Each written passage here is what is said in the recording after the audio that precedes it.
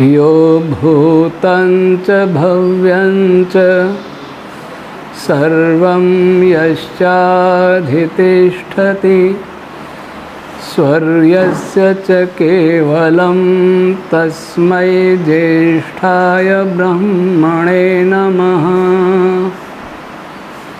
तस्मै ज्येष्ठाय ब्रह्मणे नमः।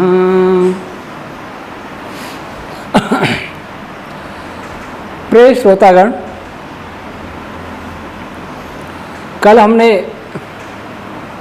समाचार पत्रों में पढ़ा कि जयपुर में आमेर के किले पर बिजली गिरने से 10 अथवा 11 लोगों की मृत्यु हो गई।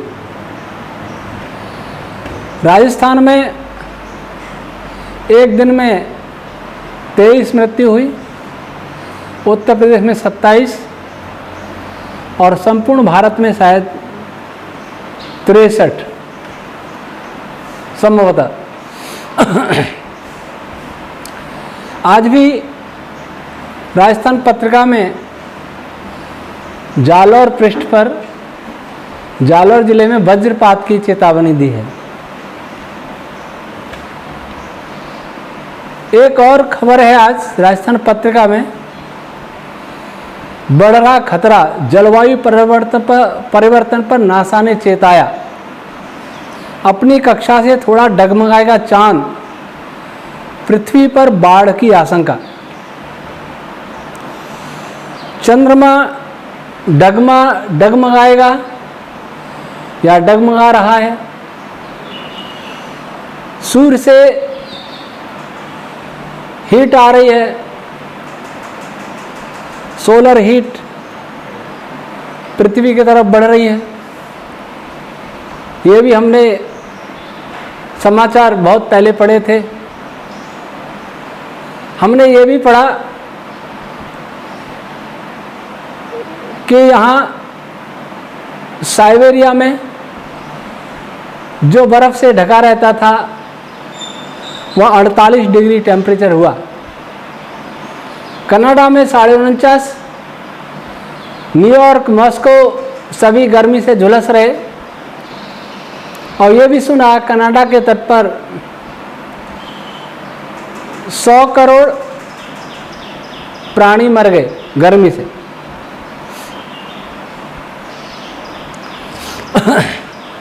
लगभग 59 साल की आयु मेरी हुई, इस प्रकार की घटना मैंने कभी नहीं सुनी और मुझे विश्वास है कि आपने वैसा नहीं सुना होगा। बिजली इतनी गिरना, मेघों की इतनी गर्जना मैंने जीवन में नहीं सुनी। आज जो मौसम तंत्र गड़बड़ा रहा है वैसा पहले कभी नहीं हुआ। आज जब रबी की फसल की कटाई होती है तो प्रायः वर्षा ओलावृष्टि होती है और भारत में बहुत फसल खराब हो जाती है। और जब खरीफ की फसल की कटाई शुरू होती है तब भी प्रायः ऐसा होता है। जबकि आजकल कटाई मशीनों से होती है, बहुत जगह पर कटाई मशीनों से नहीं होती तो अनाज थ्रेशर से 2 दिन में निकाल के किसान घर बैठ जाता है। मुझे याद है जब हम छोटे थे तो मजदूर काटा करते थे खेत को, बहुत समय काटने में लगता था और फिर खेत में खलिहान में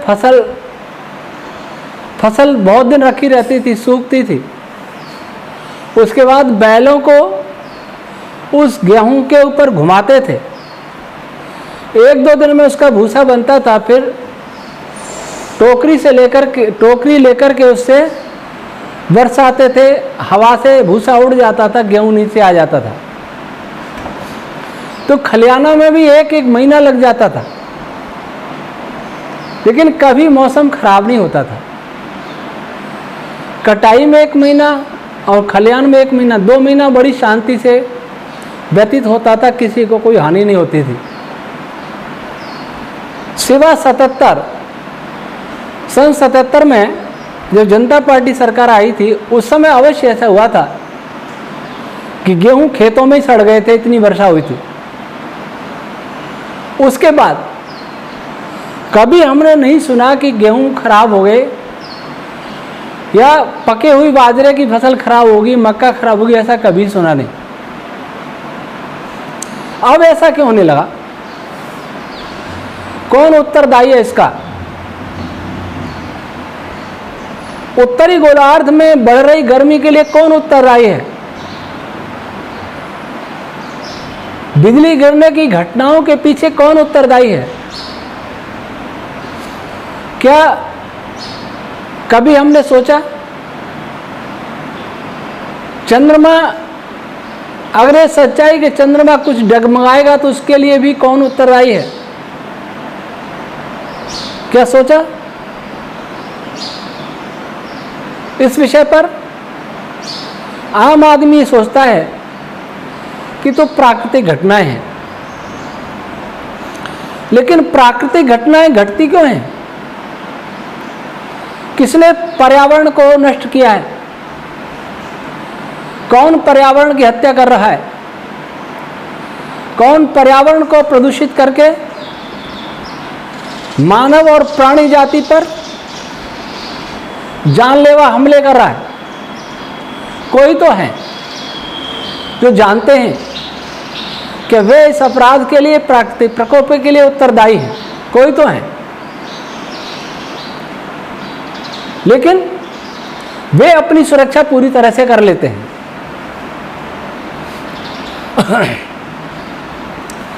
आज वैज्ञानिक भी विचित्र हैं। डाटा, आंकड़े इकट्ठे करना मात्र उनका रिसर्च रह गया है। किसी भी तथ्य की गहराई में जाना उनका स्वभाव ही नहीं रहा, क्योंकि दूषित खानपान, तामसी खानपान और विचारधारा ने उनकी बुद्धि को हर लिया है। वे आंकड़ों को इकट्ठा करके दुनिया के सामने प्रस्तुत करने को बहुत बड़ी खोज मानते हैं। मैं मानता हूं बहुत लोगों को बात कड़वी लग रही होगी, लेकिन सच्चाई ये है। मैं पूछता हूं, आज अनेक वैज्ञानिक कहते हैं कि मोबाइल इंटरनेट की तरंगों से कैंसर होता है। क्यों WHO ने नहीं माना?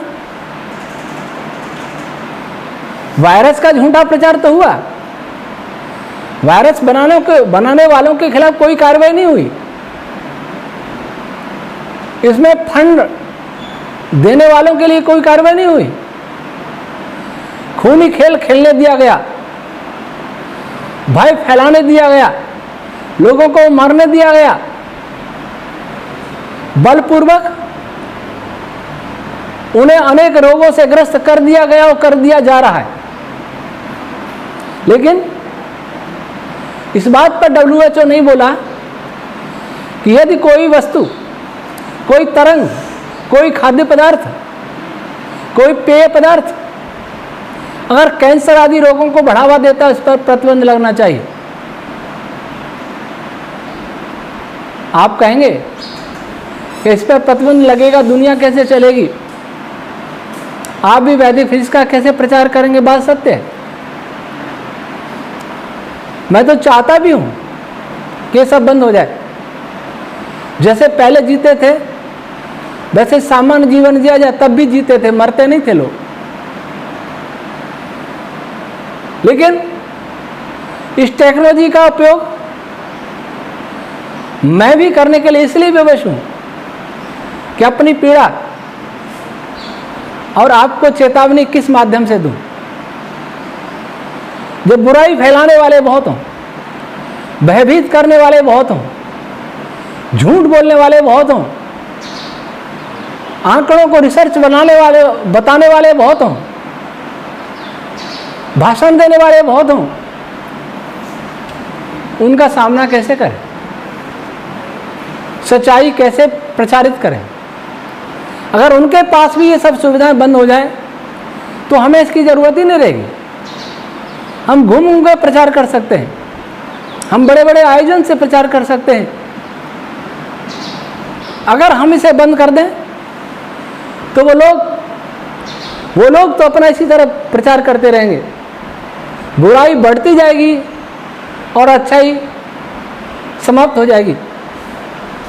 केवल इसी भय से, केवल आपको बचाने के लिए, इस धरती को बचाने के लिए हमें भी इस विनाशक टेक्नोलॉजी का प्रयोग करना पड़ रहा है।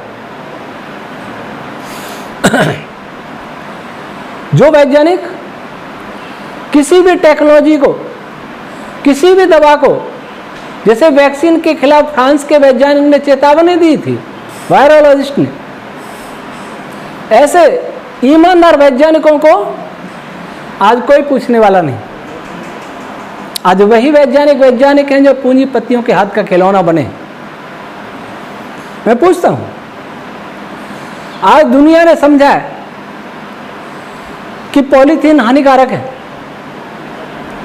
अब कह रहे हैं बायोमास जितना धरती पर उससे ज्यादा प्लास्टिक हो गया। मुझे नहीं पता कैसे बायोमास कैलकुलेट करते हैं वो धरती का, कितने समुद्री जीव हैं, कितने जंगल में जानवर हैं, सबकी गणना कैसे करते हैं, सबका कैसे वेट लेते हैं, मुझे नहीं जानकारी। और सारा प्लास्टिक तो तोड़ सकते हैं, कितना पैदा हुआ फैक्ट्रियों में, लेकिन बायोमास को तोड़ना, सरकारी आंकड़े कितने फर्जी होते हैं मैं जानता हूं, क्योंकि मैं गवर्नमेंट सर्विस में रह चुका हूं। कैसे ऑफिस में बैठे बैठे बनाए जाते हैं मैं जानता हूं। खैर जो भी है, प्लास्टिक का हानि आज वैज्ञानिकों को आज पता लगी। जब प्लास्टिक का आविष्कार हुआ था तब क्या उन वैज्ञानिकों को कोई जानकारी नहीं थी? कोई बताए हमें। अगर उनको कोई जानकारी नहीं थी तो उन्होंने प्लास्टिक बनाया ही क्यों? अगर भोजन बनाने वाले को यह जानकारी नहीं हो कि जिस भोजन को वो बना रहा है वो शुद्ध तो है, उसमें विष तो नहीं है, जब तक ये जानकारी नहीं है तब तक वो भोजन क्यों बनाएगा? अगर बनाता है और खाने वाला मर जाता है तो हत्यारा कौन हुआ? भोजन बनाने वाला। तो जिन्होंने प्लास्टिक का आविष्कार किया था या तो वो मूर्ख थे, अधूरे वैज्ञानिक थे, या फिर किसी पूंजीपति के हाथ का खिलौना थे। किसी कंपनी ने कहा होगा पॉलीथीन बनाओ, प्लास्टिक बनाओ, आपको पैसा मिलेगा, रिसर्च करो और इस बात को दबा दो कि उसका कोई साइड इफेक्ट भी होगा। दोनों में से एक बात तो है, या तो वैज्ञानिक अधूरे हैं, टेक्नोलॉजी वाले, मैं थ्योरेटिकल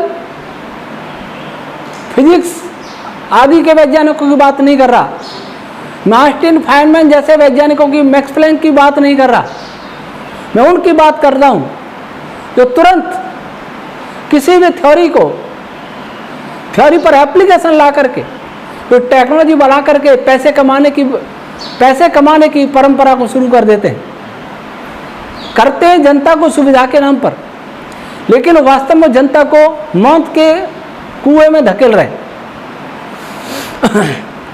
आज ऑर्गेनिक खेती की बात की जा रही है, क्यों की जा रही है? कह रहे हैं केमिकल पेस्टिसाइड ये हानिकारक है। मैं पूछता हूं, वैज्ञानिकों से पूछ रहा हूं, राजनेताओं से पूछ रहा हूं, ब्यूरोक्रेसी से पूछ रहा हूं कि जब ये पेस्टिसाइड बने थे, जब रासायनिक खाद बना था, तब आप सो रहे थे क्या? आपको नहीं पता था कि आगे चल के बीमारी पैदा करेंगे? इसका अर्थ यह हुआ यहां भी वैज्ञानिक या तो अधूरे थे, अधूरा जान करके दौड़ पड़े टेक्नोलॉजी बनाने के लिए, उपयोग करने के लिए, अपने साइंस को अप्लाई करने के लिए, अथवा वो भी बिक चुके थे, उर्वरक बनाने की कंपनियों के हाथ। उन्होंने कहा उर्वरक बनाइए, हम तुम्हें पैसा देंगे। दोनों में से एक बात तो थी। इसी प्रकार इंटरनेट, रेडियो वेव्स, आज कुछ वैज्ञानिक आवाज उठा रहे कि ये घातक है, परंतु क्या रुक रही है? मैं एक बात और कह दूं, जो ऑर्गेनिक खाद की बात आई, जैविक खाद की बात आई, एक बार हमने जैविक खादियां मंगाया, सब्जी में जैविक खाद डालेंगे, 50 किलो का बोरा मंगाया। जब उसको खोला तो गंदे कीचड़ की गंध आ रही थी, अर्थात किसी शहर का गंदा नाला, उसका कीचड़ सुखा के वो जैविक खाद बन गया। मलमूत्र का खाद जैविक खाद बन गया। ऐसे दुर्गंध वाले खाद को फसल में डाल करके उसको जब हम खाएंगे तो हमारी बुद्धि अच्छी बनेगी, क्या हम ऐसा सोचते हैं? अगर ऐसा सोचते हैं तो हमारी मूर्खता है, अज्ञानता है। तो जैविक के नाम पर जो हो रहा है वो भी आगे चले कर उनको दुष्प्रभाव दिखाई देगा। जैविक का मतलब देशी गाय के गोबर की खाद, ताजा गोबर।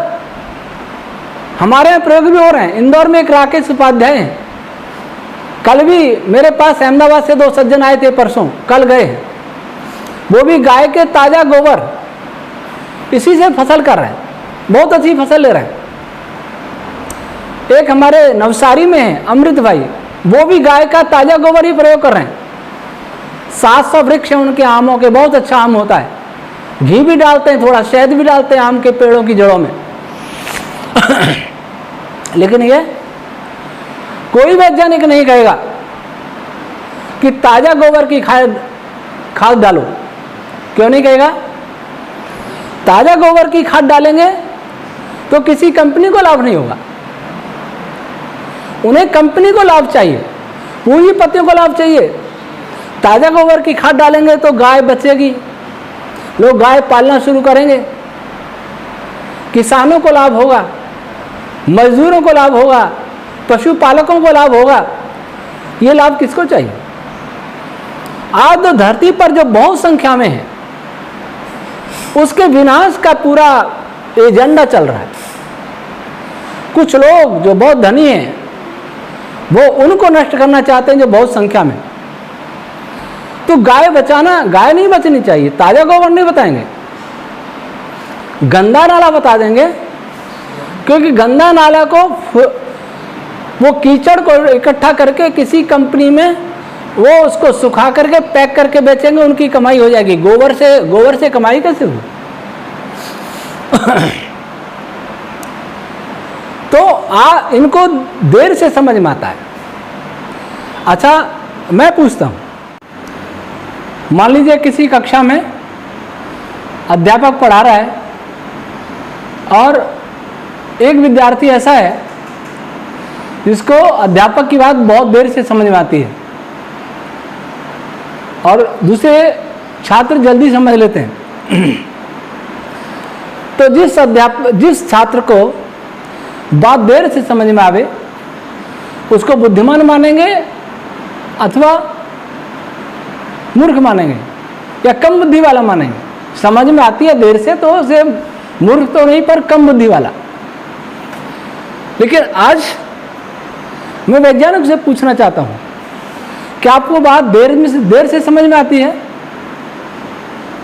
कि एंटीबायोटिक के साइड इफेक्ट भी हैं, पेन किलर के साइड इफेक्ट भी हैं? कोरोना में तो कितनी दवाइयां दी गई, किन किन के क्या क्या साइड इफेक्ट सारे देखे, दुनिया ने देखे, लेकिन कोई कहने वाला नहीं।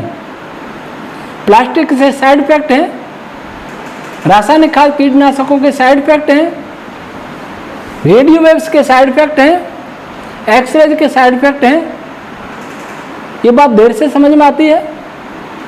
अथवा आप समझे हुए होते हैं लेकिन किन्हीं को लाभ पहुंचाने के लिए, कंपनी को लाभ पहुंचाने के लिए आप इसको भूलकर, इसकी उपेक्षा करके आप इनका उपयोग करने निकल पड़ते हैं। लोगों में प्रचारित किया जाता है। आज हमारे माननीय प्रधानमंत्री अमेरिका गए थे जब, तो मैंने भी उनका वो एक भाषण सुना था। उसमें वो कह रहे थे कि पहले हमारे देश में बच्चे गेंद से खेलते थे, अब माउस से खेलते हैं। लोग तालियां बजा रहे थे, हजारों की भीड़ थी। मैं ये सोचा कि यह कौन सी सारगर्भित बात कह दी, यह कौन सी तत्व ज्ञान की बात कह दी, यह कौन सी जनता के लिए हितकारी बात कह दी। इतनी तालियां। वो ये बताना चाहते थे पहले भारत मूर्ख था, अब टेक्नोलॉजी में बहुत आगे हो गया। राजनेताओं को तो शायद न मालूम हो, लेकिन मैं वैज्ञानिकों से बात कर रहा हूं, उनको तो मालूम था कि माउस कितना बेशैला है। ये बच्चों की जिंदगी से खिलवाड़ है, उनकी आंखों को नष्ट करने वाला है, उनमें कैंसर पैदा करने वाला है। तब भी हम एक उपलब्धि बता रहे। कोरोना के नाम पर जो भी हुआ, उस समय सब कुछ ऑनलाइन शुरू हो गया। पहले हम डिजिटल इंडिया के रास्ते पर चल पड़े थे। मुझे भय है कि कहीं ये कैशलेस देश न बन जाए। तब क्या होगा? इंटरनेट का प्रयोग बहुत बढ़ेगा और फिर हमें 5G चाहिए, 6G चाहिए, G बढ़ाते जाओ, एक एक बढ़ाते जाओ, और उसका परिणाम कोई अस्वीकार करने वाला नहीं। मुझे विश्वास है कि 5G 8G की जो बात कर रहे हैं, उन्हें जानकारी है कि ये सारी दुनिया के लिए घातक है, पर जो बड़े बड़े लोग हैं वे इस रेडिएशन से बचने की कोई तकनीक भी खोज लेते हैं, वो सुरक्षा घेरा बना लेते हैं। लेकिन आम जनता, जनसाधारण कहां जाए?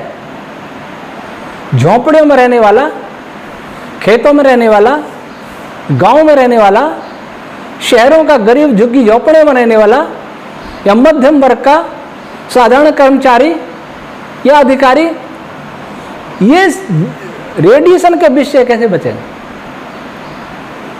अब ये खबर आई है कि फेसबुक के सीईओ कह रहे हैं, सुंदर पिचाई राजस्थान पत्रिका में, तेजी से बदलेगी दुनिया, एआई क्वांटम कंप्यूटिंग से आएगी क्रांति। मैं फिर सचेत कर रहा हूं कि जो इस क्षेत्र में रिसर्च कर रहे हैं वे इस बात को समझ लें कि जितनी आप टेक्नोलॉजी बनाएंगे उतना ही इस धरती पर विनाशकारी तांडव होंगे। जो रिसर्च कर रहे होंगे उच्च स्तर पर, उनको यदि ये बात पता नहीं तो मैं उन्हें समझाने की कोशिश करता हूं, और यदि उनको पता है, केवल कंपनियों के लोभ में फंसकर वे ऐसा कर रहे हैं, तो मानव जाति के लिए बहुत दुर्भाग्य है कि जो वैज्ञानिक इस दुनिया के हितैषी हुआ करते थे, विज्ञान जो हितकारी हुआ करता था, वो आज विज्ञान मानव सभ्यता नहीं, प्राणी मात्र को नष्ट करने वाला होता जा रहा है। मोबाइल इंटरनेट की तरंगों पर कई वैज्ञानिकों ने कहा भी है, उनकी चर्चा मैं नहीं करूंगा, पहले मैं बोल चुका हूं और कुछ और भी मैं बता चुका हूं। परंतु आज मैं ये कहने वाला हूं, स्पेस का प्रदूषण हम प्राणी लोग, केवल मनुष्य नहीं, प्राणी इस धरती पर सूर्य, चंद्रमा, तारों के से आने वाले रेडिएशन में रहने के लिए बने हैं। जिस परमात्मा ने हमारा डिजाइन किया है, हमें डिजाइन किया है, वो इन्हीं में रहने के लिए किया है। जैसे मछली को पानी में रहने के लिए बनाया है, उसी मछली को रेगिस्तान में छोड़ दो, मरेगी, छटपटा के मरेगी। लेकिन जो भूमि पर रहते हैं उन्हें पानी में छोड़ दिया जाए तो वो पानी से मर जाएंगे। जो गर्म जलवायु में रहते हैं वो ठंडे जलवायु में जाके मर जाएंगे, और जो ठंडे जलवायु में रहते हैं वो गर्म जलवायु में जाके मर जाएंगे। परंतु आप क्या कर रहे हैं?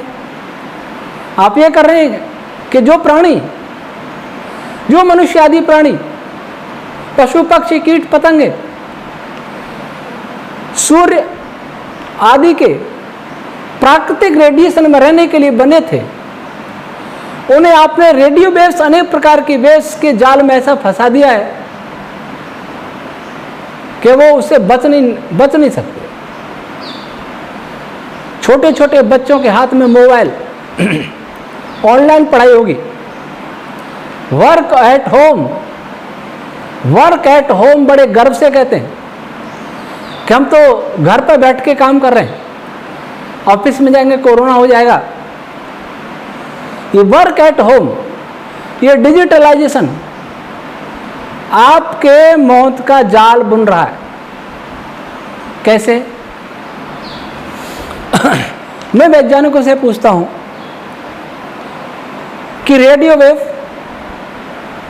बहुत सारी होंगी,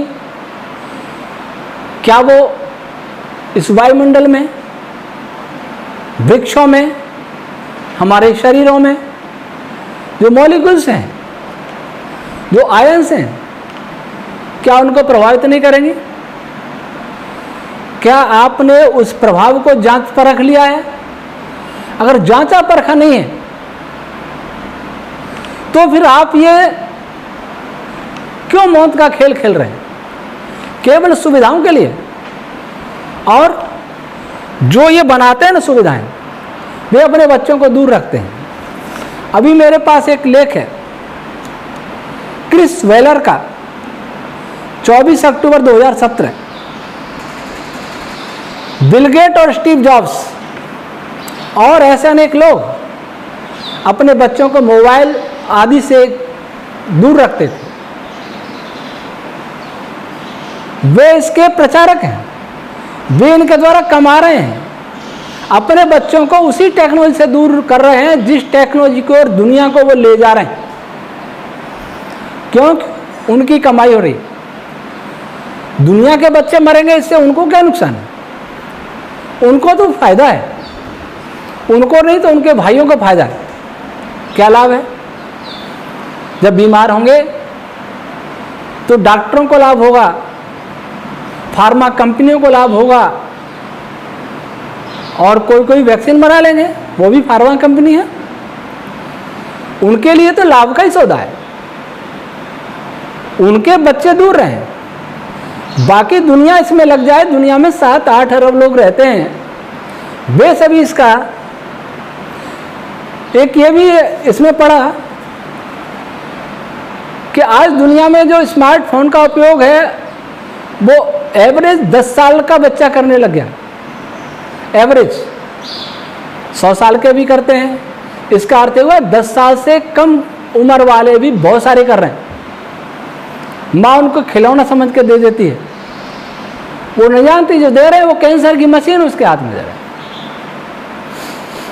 फिर रोएंगे, ये कोई नहीं सोचता, बहुत खुश होते हैं। कोई तो पिता माता अपने बच्चे को मोबाइल से खेलते हुए देखते हैं और बड़े गर्व से लोगों को बताते हैं कि हमारा बच्चा तो अभी से फोन चला लेता है, सारे दिन छोड़ता ही नहीं है। वे गर्व से बताते हैं। इसको वो पढ़े लिखे की निशानी मानते हैं, इसको वो संपन्नता विकास की निशानी मानते हैं। पर वो कितने भोले हैं कि वो विकास की नहीं विनाश की निशानी है। बिल गेट ने 14 वर्ष तक अपने बच्चे को क्यों उपयोग नहीं करने दिया? आपका तो 3 साल का बच्चा भी मोबाइल से चुप होता है, रोता है तो मोबाइल पकड़ा देते हैं। देख लीजिए, जो दुकानदार, जो हलवाई अपनी दुकान पर ऐसी मिठाई बनाता है जो बेचता तो है, पर अपने बच्चों को खाने को वो मिठाई नहीं देता, अपने बच्चे के लिए अलग बनाता है घर जा करके, या दुकान पे अलग बना लेता है। इसका अर्थ क्या है? इसका अर्थ है कि वो जहर बेच रहा है, मिलावटी सामान बेच रहा है। एक किसान अपने घर उपयोग करने के लिए गोबर की खाद डालता है, बेचने के लिए रासायनिक खाद डालता है, क्योंकि उसे पैसा चाहिए। वो तो मजबूर भी है, क्योंकि उसे लागत मूल्य मिलता ही नहीं है। उसे अपने उत्पाद की कीमत तय करने का उसको अधिकार ही नहीं है। कंपनियां सामान बनाएं, उनको अधिकार है कि अपने सामान का मूल्य निर्धारित करें, सरकार नहीं करती। दवा कंपनियां अपनी दवाई के मूल्य को निर्धारित करें, उनको अधिकार है।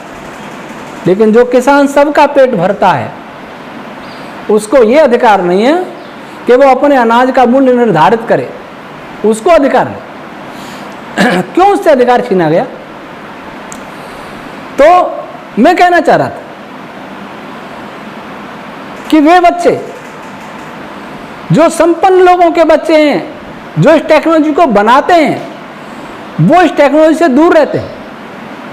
और आप लोग बड़े गर्व से यही देखते रहते हैं, उठते ही यही देखते हैं, सोते सोते भी यही देखते हैं, शायद सपने में भी यही देखते हैं, और बहुत कुछ अनावश्यक देखते हैं। और इस मोबाइल ने ऐसी बुद्धि हर ली है कि कोई इस पर कुछ सुनने के लिए तैयारी नहीं है। उनको अगर परमात्मा भी समझाने आए, परमात्मा आता नहीं है, पर कल्पना करे परमात्मा भी कहे कि मत करो प्रयोग, दुरुपयोग मत करो, पर फिर भी करेंगे कि तुम अपना काम करो, मैं अपना काम कर रहा हूं। अब मैं इस पर आता हूं।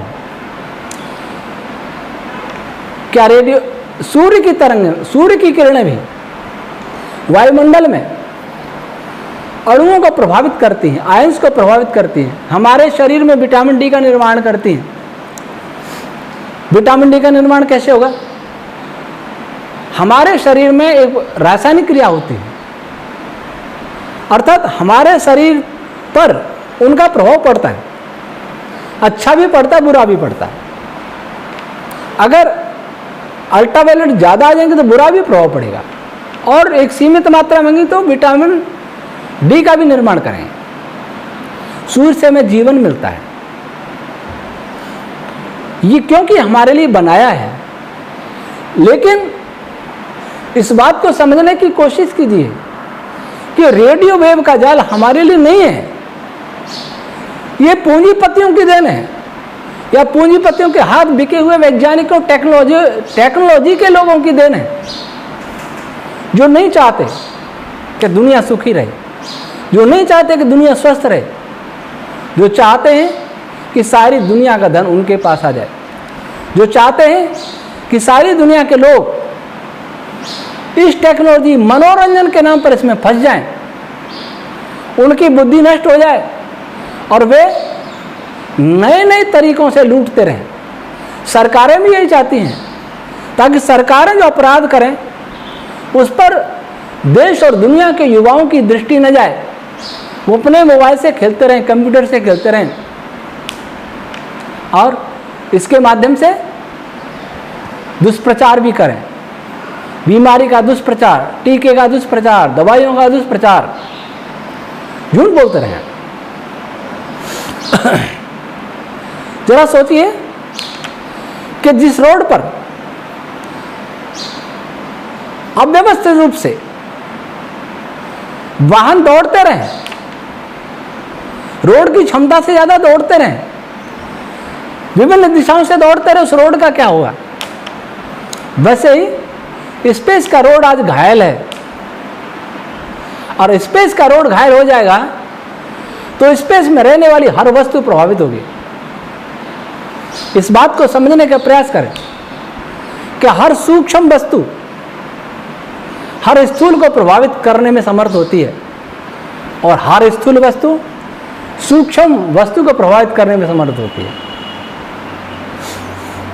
जब हम सोचते हैं कि दो अणुओं में संयोग हुआ, दो आयंस मिले, आयंस मिलकर के उनके रासायनिक गुण बदल गए। सोडियम भी नमकीन नहीं और क्लोरीन भी नमकीन नहीं, दोनों मिलके नमकीन हो गया, नमक, सोडियम क्लोराइड। ना हाइड्रोजन पी के प्यास मिटेगी, ना ऑक्सीजन पी के प्यास मिटेगी, लेकिन H2O पी करके प्यास मिटती है, गुण बदल गए। तब हम सोचते हैं कि ये परिवर्तन है वो आयन स्तर पर हुआ है, न्यूक्लियस स्तर पर नहीं, इलेक्ट्रॉनिक स्तर पर नहीं, और न्यूक्लियस के अंदर प्रोटॉन न्यूट्रॉन पे तो संभव ही नहीं। प्राय विज्ञान का विद्यार्थी ऐसा ही सोचता है कि इलेक्ट्रॉन तो वही रहेगा, प्रोटॉन तो वही रहेगा, न्यूक्लियस तो वही रहेगा। हाँ, इस बात में अधूरी सच्चाई है, पूरी नहीं। जब दो आयंस मिलेंगे तो इलेक्ट्रॉन की कक्षा डिस्टर्ब होंगी, डिस्टर्ब होने के बाद स्थिर होंगी, लेकिन उन कक्षाओं का आकार अवश्य बदलेगा। क्योंकि आपको इलेक्ट्रॉन की संरचना नहीं पता है, क्योंकि आपको प्रोटॉन की संरचना नहीं पता है, क्योंकि इन दोनों के कंटेंट्स आपको नहीं पता है, न्यूट्रॉन के कंटेंट्स नहीं पता है, इसलिए आप ऐसा कहते हैं इनमें परिवर्तन नहीं आएगा। एक फल लीजिए और एक दिन रख दे, थोड़ा सा परिवर्तन आएगा, हर आदमी को दिखेगा नहीं उसमें क्या परिवर्तन हुआ, लेकिन उसकी जांच करें तो उसमें परिवर्तन आएगा। अगर किसी बिल्डिंग को हिलाएं ऊपर से, पेड़ को हिलाएं, भले ही जड़ उखड़ेगी नहीं, लेकिन वो वाइब्रेशन, कंपन पेड़ के जड़ के अंतिम कोने तक जाएगा, जिसे हम भले ही माप नहीं सके। हम कहेंगे जड़ पर कोई प्रभाव नहीं पड़ा। तो हर स्थूल में परिवर्तन करने से हर सूक्ष्म परिवर्तन आता है। अगर वायु प्रदूषण होगा, नए नए मॉलिक्यूल्स हम छोड़ेंगे, जहर छोड़ेंगे, तो उससे वायु तो प्रदूषण होगी, स्पेस में भी परिवर्तन आएगा, स्पेस के यूनिट्स में भी परिवर्तन आएगा, भले वो सूक्ष्म हो। और वैसे ही ये जो आप वेव्स छोड़ रहे हैं, इससे स्पेस में परिवर्तन आएगा, स्पेस डिस्टर्ब होगा। स्पेस जो एक जाल के समान है, उसकी यूनिट डिस्टर्ब होंगी, और डिस्टर्ब हुई हुई यूनिट वैसा ही काम करेंगी जैसे कोई पेड़ को ऊपर से न हिलाए, नीचे जड़ से हिलाना शुरू करे, किसी बड़ी बिल्डिंग की नींव को हिलाना शुरू करे तो सारी बिल्डिंग ढह सकती है। वैसे ही आज जो स्पेस हिलाया जा रहा है, इंटरनेट, मोबाइल, एआई भी तो वेव से ही काम करेगी। इनके माध्यम से आप स्पेस को घायल कर रहे हैं। स्पेस जो सभी पदार्थों का बीज है, सभी पदार्थों की नींव है। स्पेस पदार्थ है, खालीपन नहीं है। वो आज घायल है, वो डिस्टर्ब है, वो अव्यवस्थित तरीके से वाइब्रेट कर रहा है। तो वो वाइब्रेट करते करते न केवल पृथ्वी को प्रभावित करेगा, न केवल पृथ्वी पर पाए जाने वाले जीव जंतुओं, वनस्पतियों को प्रभावित करेगा, न केवल नदी पहाड़ों को प्रभावित करेगा, अपितु वो चंद्रमा, सूर्य और बहुत तारे, गैलेक्सियों को प्रभावित करेगा, भले कितना कम करे। जब दुनिया में आप टावर लगा रहे हैं, मोबाइल टावर लगा रहे हैं, जगह जगह टावर लगा रहे हैं, बिजली के टावर हैं, उन पर बिजली न गिरे, इसके लिए ताड़ित चालक की व्यवस्था क्यों करते हैं बताइए? एक तो इसलिए कि ये धातु के होते हैं, दूसरे ये कि ये आकाशीय विद्युत को आकर्षित भी करते हैं। क्यों ताड़ित चालक लगा रहे हैं? आपके टावर नष्ट नहीं हो जाए बिजली गिरने से। लेकिन ये जो करोड़ों अरबों लोग रहते हैं, उन पर बिजली भले ही गिरे, उनको मरने दो। आप जो ताड़ित चालक लगा रहे हैं, इसका अर्थ ये हुआ कि आप जानते हैं कि ये रेडिएशन आकाशीय विद्युत को आकर्षित करेगा और ये तड़ित चालक उस विद्युत को जमीन में पहुंचा देंगे। पर कभी आपने ये सोचा कि हर घर में टावर नहीं लग सकता? खेत में काम करने वाला किसान कैसे बचेगा? खेतों में पशु चराने वाला किसान कैसे बचेगा? पशु खुले में रहते हैं, कैसे बचेंगे? अभी एक बिजली विभाग के इंजीनियर से मेरी बात हुई। उन्होंने कहा स्वामी जी इतनी घटनाएं पहले नहीं घटी। मुझे भी पता है, मैंने भी इस साल ज्यादा हुई।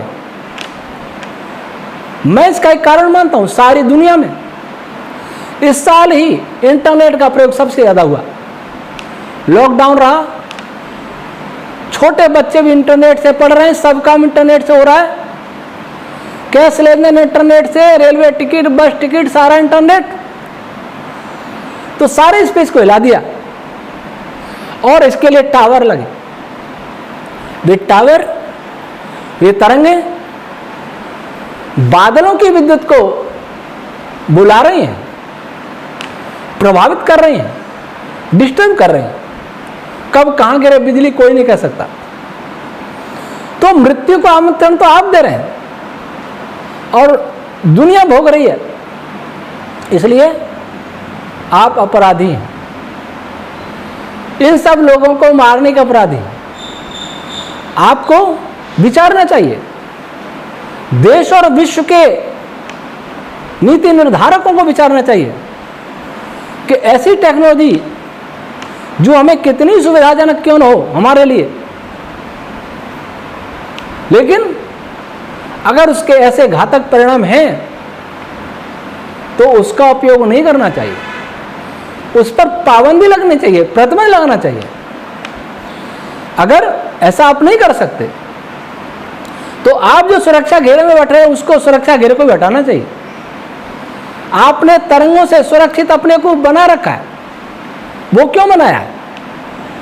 क्या आप जानते हैं कि जनसाधारण की जान का, उसके प्राणों का कोई मूल्य नहीं है, उसके जीवन का कोई मूल्य नहीं। आपके जीवन का मूल्य है, आपको बचना है। दूसरे तो कीड़े मकोड़े मर जाएं तो क्या फर्क पड़ता है, बहुत आबादी है वैसे। जैसे आप दवाइयों से मार रहे हैं, टीकों से मार रहे हैं, बीमारी फैला रहे हैं, नए नए वेरिएंट आ रहे हैं, नहीं मानते किसी की, वैसे इसमें भी आप नहीं मानेंगे। आपके हाथ में सत्ता है, आपको एक्सपर्ट राय देते हैं। एक्सपर्ट, जिनको एक्सपर्ट कहा जाता है, जिनको वैज्ञानिक कहा जाता है, उन पर, उनके विषय में दो ही बातें रख रहा हूं। या तो वो जानते नहीं है, अधूरा साइंस लेकर के टेक्नोलॉजी बनाने निकल पड़े, उस मूर्ख बच्चे की तरह जो बिना बात समझे दौड़ जाता है। माँ कुछ कहती है, आधी अधूरी बात सुन के दौड़ जाता है, फिर लौट के आता है कि क्या कहा था माँ। वैसे ही आप कर रहे हैं। प्लास्टिक आपने बनाया, हानि हमें आपने बताई। एंटीबायोटिक आपने बनाए, हानि भी आपने बताई। दूसरी दवाइयाँ आपने बनाई, हानि भी आपने बताई। रेडियोवेव्स आपने बनाई, हानि भी आपने बताई। रासायनिक खाद आपने बनाए, हानि भी आप बता रहे हैं। पेस्टिसाइड के आपने बनाए, आप ही हानि बता रहे हैं। और अब हाँ, इतना जरूर है कि हानि बताने वालों को मीडिया प्रचारित नहीं करता। मीडिया की भूमिका की भी जांच होनी चाहिए। वैसे किस किस की जांच होगी? इस जाल में सभी फंसे, इसमें साजिश में सब शामिल हैं, ऐसा लग रहा है।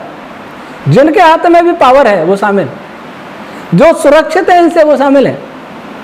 लेकिन जब ईश्वर का प्रकोप होगा, प्रकृति के भयंकर प्रकोप होंगे, कुछ को तो आप सहन कर जाएंगे, बच भी जाएंगे, लेकिन इससे ज्यादा प्रकोप होगा तो आप बच नहीं पाएंगे। अब चंद्रमा डामाडोल होगा, डगमगाएगा, उसके भी कारण आप। सूर्य से हीट वेव आ रही है, उसके भी कारण आप। अभी तक तो स्पेस के प्रदूषण की बात की, अब स्पेस किससे बनता है? स्पेस प्राण तत्व से बनता है, वैदिक छंद रश्मियों से बनता है, छोटी रश्मियों से, जिन्हें मरुद रश्मियां कहते हैं, प्राण रश्मियां कहते हैं, उनसे बनता है। लेकिन वो रश्मियां मनस तत्व से बनती हैं, वो वाइब्रेशन मनस तत्व में होते हैं। आपने झूठ की तरंगों के द्वारा, आपने हिंसा की तरंगों के द्वारा, अपने भय की तरंगों के द्वारा, अपने अहंकार की तरंगों के द्वारा, अपने क्रोध की तरंगों के द्वारा, अपने पीड़ा की तरंगों के द्वारा सारे मनस तत्व को दूषित कर दिया। तो स्पेस जो सारे ब्रह्मांड का मैं जड़ बता रहा था, नींव बता रहा था, आधार बता रहा था, वो आधार हिल रहा है, आपने हिलाया। आपका बस चले तो सारे ब्रह्मांड में टावर लगा दें और सारे ब्रह्मांड के स्पेस को डिस्टर्ब कर दें। और ऐसी कोशिश करेंगे आप, चंद्रमा पर प्लॉट काट रहे हैं, सुना है, मंगल पर बस्तियां बनाने की कोशिश कर रहे हैं। आपको पता है कि आप धरती छोड़ के भागने वाले, क्योंकि धरती नष्ट होने वाली है। चंद्रमा पर आप शुक्राणु इकट्ठे कर रहे हैं, स्टोर कर रहे हैं, ऐसी खबरें पड़ी हैं।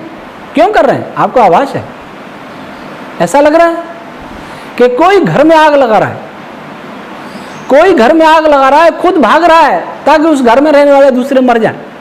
उसे पता है कि आग लगने वाली है, टाइम बम फिट कर दिया है या चिंगारी लगा दी है, खुद अपना प्रबंध दूसरे मकान में कर लिया है, कर रहा है, और इनको कुछ नहीं बता रहा है, इनको अंधेरे में रख रहा है।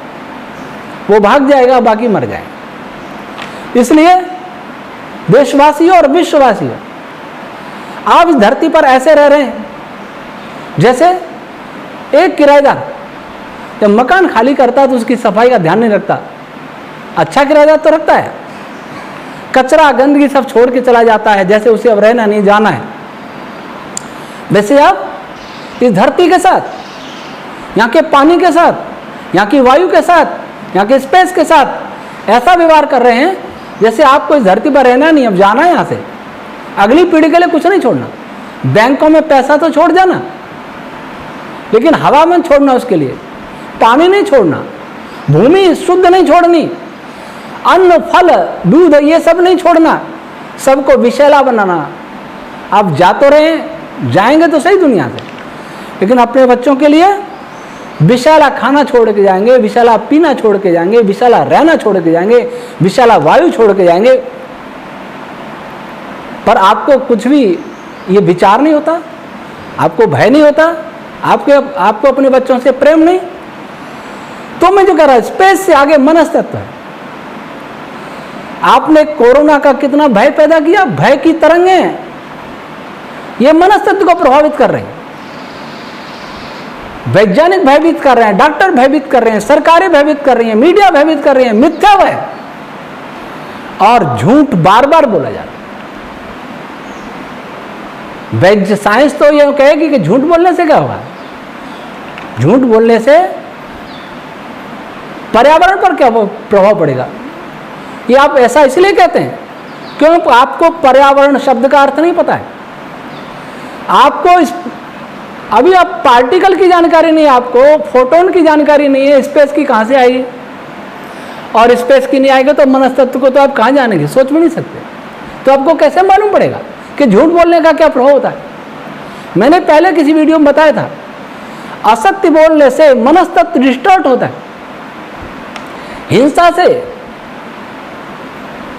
हिंसा पर तो प्रोफेसर मदन मोहन बजाज का रिसर्च है, भूकंप सुनामी आदि के लिए हिंसा भी जिम्मेदार है, तूफान चक्रवातों के लिए, पर कोई सुनने वाला नहीं है।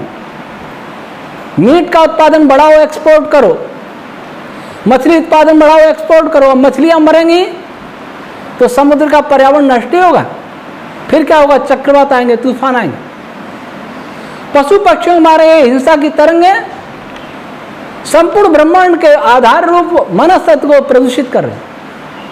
झूठ आप लोभ की तरंग है, ये सब लोभ में आपने किया, पैसा कमाने के लिए किया, तो आपके लोभ की तरंगें, लोगों के चीखों की तरंगें, पशु पक्षियों के चीखों की तरंगें, आपके झूठ की तरंगें, ईर्ष्या की तरंगें, काम की तरंगें, कामुकता, स्वच्छंदता, जिसको स्वच्छंदता, कोई भी कहता हम स्वतंत्र हैं, ये सब तरंगें बार बार हर मनुष्य पैदा कर रहा है, कोई ज्यादा कोई कम। तो इस मनस्तत्व का क्या होगा? ऐसा है जैसे दरी पर बैठे बहुत सारे लोग कोई दरी को पकड़ के हिला रहा है, झिंझोड़ रहा है। हमारे फर्श हिल रहा है, भूकंप आ रहा है, फर्श हिल रहा है, तो हम कहां जाएंगे, हमारा क्या हुआ? वैसा ही सारा मनस्तत्व तो आपने प्रदूषित कर रखा है। और आपकी कोई भी खोज अभी वहां नहीं पहुंच सकती। 100 साल लगाइए, ऐसे चलते रहिए, वैसे 100 साल पृथ्वी रहेगी नहीं, पृथ्वी का जीवन नहीं रहेगा, आपके यही कर्म रहे तो। एक बात और कहूं कि कोई भी टेक्नोलॉजी आपने आज तक ऐसी नहीं बनाई जो गरीब के लिए लाभकारी हो। एआई किसके लिए? धनवान के लिए। रोबोट किसके लिए? धनवान के लिए। और एक कंप्यूटर जो काम करता है कई लोगों को कर देता है, कितने लोगों को बेरोजगार करेगा? एक बड़ी मशीन कितने लोगों को बेरोजगार करती है? उनके लिए सोचा है कुछ? उनको दाल चावल दे दीजिए, पेट भर जाएगा। अनाथ हैं बेचारे, जैसे गौशाला में पशु जीवित रहते हैं वैसे उनको भी कर दीजिए। ये सब बड़ा भारी अपराध है। महर्षि दयानंद ने विज्ञान को, उसी को विज्ञान कहा, ईश्वर से लेकर के प्रकृति पर्यंत, पृथ्वी पर्यंत इन सब पदार्थों को ठीक ठीक जानना, ज्ञान से जानना, प्रैक्टिकल से जानना, साधना में बैठ के जानना, और जान करके हर वस्तु से उपकार लेना। क्या केवल वैज्ञानिक उपकार लें? क्या केवल पूंजीपति उपकार लें? क्या केवल बड़े बड़े राजनेता ब्यूरोक्रेट ही उपकार लें? नहीं। ऋषि दयानंद कहते हैं उसे सबका हित करना वही विज्ञान है। आज जो विज्ञान से जुड़े हैं, छात्र हैं, अध्यापक हैं, अध्यापिका हैं, छात्रा हैं, वैज्ञानिक हैं, डॉक्टर्स हैं, इंजीनियर्स हैं, वो अपने हृदय पर हाथ रख के देखें, क्या वे सबका हित सोचते हैं? हर व्यक्ति को रोजगार मिले, हर व्यक्ति को स्वास्थ्य के अनुकूल भोजन मिले, हर व्यक्ति को वस्त्र मिले, हर व्यक्ति को निःशुल्क चिकित्सा मिले, और ऐसी चिकित्सा जो रोग बढ़ाने वाली नहीं हो, रोगों को नष्ट करने वाली हो, जड़ से समाप्त करने वाली हो। हर व्यक्ति को निःशुल्क न्याय मिले, हर व्यक्ति को निःशुल्क शिक्षा मिले। क्या ऐसा कोई उपाय हुआ? शिक्षा भी पैसे से बिकती है, चिकित्सा भी पैसे से होती है, कोर्ट में न्याय भी पैसे से होता है। ये तीन चीजें हर व्यक्ति के लिए बहुत जरूरी हैं, लेकिन सब बिकता है। क्यों? क्योंकि आपने विज्ञान की परिभाषा को नहीं जाना। इसलिए आप ये भविष्यवाणी कर रहे हैं, यही पर्याप्त नहीं है। इन सब आपदाओं के कारण भी जानिए। अगर आप कारण नहीं जानते हैं तो जानने का प्रयास कीजिए। केवल आंकड़ों का जाली फिजिक्स नहीं है, आंकड़ों का जाली साइंस नहीं है। घटनाएं क्यों घट रही हैं, उनके तह तक जाने का प्रयास कीजिए। मूलभूत साइंस को समझने का प्रयास कीजिए। और आप समझते हैं, इसके उपरांत भी ऐसा कर रहे हैं, तो मैं आपको निवेदन करूंगा, स्वयं को बेचिए मत, पैसे से, प्रतिष्ठा से, पद से बेचिए मत। वैज्ञानिक मानव नहीं, प्राणी जाति के हितैषी होने चाहिए। जैसा ऋषि दयानंद ने कहा, सबका हित करे वह साइंस। मजदूर का हित सोचिए, किसान का हित सोचिए, युवा का हित सोचिए, गरीब का, अमीर का, सबका हित सोचिए। इसलिए वैदिक विचारधारा कहती है, सर्वे भवन्तु सुखिनः, सर्वे सन्तु निरामयाः, सर्वे पश्यन्तु भद्राणि, मा कश्चित् दुःख भाग् भवेत्। इसी भावना के साथ आप सबसे अपेक्षा करता हूँ, आग्रह करता हूँ कि आप इस पर विचारें और टेक्नोलॉजी का कम से कम प्रयोग करें। उतना ही करें जितना बहुत आवश्यक है, उतना ही करें जिससे लाभकारी आपके लिए कुछ लाभ हो। केवल मनोरंजन के लिए ऐसा न करें, तो ये कंपनियां अपने आप बंद हो जाएंगी। किसी जी की जरूरत नहीं रहेगी, 5G की 80% कम हो जाएगा ये सब। और सरकार से निवेदन है कि डिजिटलाइजेशन का सपना छोड़े, अन्यथा हम नष्ट हो जाएंगे। आगे आपकी भूख और बढ़ेगी टेक्नोलॉजी की।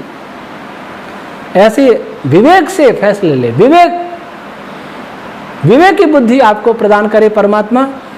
ओम शम।